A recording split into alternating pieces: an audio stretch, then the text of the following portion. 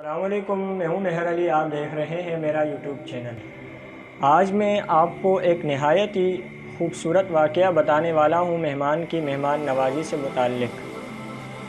چنانچہ ایک عورت رسول اللہ صلی اللہ علیہ وآلہ وسلم کی بارگاہ میں حاضر ہوئیں اور اپنے شوہر کی شکایت کرنے لگیں کہ یا رسول اللہ صلی اللہ علیہ وآلہ وسلم، میرا شوہر روزانہ کسی نہ کسی مہمان کو گھر لے آتا ہے اور کھانا بنانے کا کہتا ہے۔ چنانچہ کوئی ایسا طریقہ بتائیں کہ میرا شوہر کسی مہمان کو گھر نہ لے آئے۔ تو رسول اللہ صلی اللہ علیہ وآلہ وسلم یہ سن کر کافی دیر خاموش رہے۔ تو وہ عورت رسول اللہ صلی اللہ علیہ وآلہ وسلم کی خاموشی دیکھ کر واپس گھر جانے لگی۔ تو اگلے دن نبی کریم صلی اللہ علیہ وآلہ وسلم نے اس عورت کے شوہر کو بلایا اور کہا، کل میں تمہارا مہمان بنوں گا۔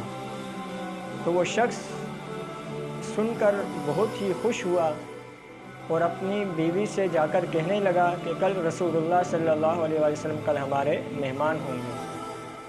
تو وہ یقیناً یہ خبر سن کر وہ بھی خوش ہوئی ہوگی، کیونکہ ایسا کیسے ہو سکتا ہے کہ رسول اللہ صلی اللہ علیہ وآلہ وسلم کسی شخص کے گھر تشریف لے آئیں اور وہ خوش نہ ہو۔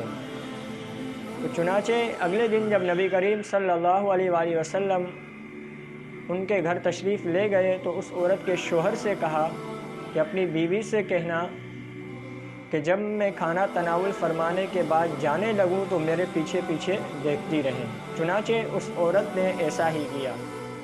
تو رسول اللہ صلی اللہ علیہ وسلم جب واپس تشریف لے جانے لگے تو وہ عورت کیا دیکھتی ہے کہ رسول اللہ صلی اللہ علیہ وآلہ وسلم کے ساتھ بہت سارے سانپ، بچھو اور اسی طرح کیڑے مکوڑے ساتھ ساتھ جا رہے ہیں۔ تو وہ عورت یہ منظر دیکھ کر بے ہوش ہو گئی۔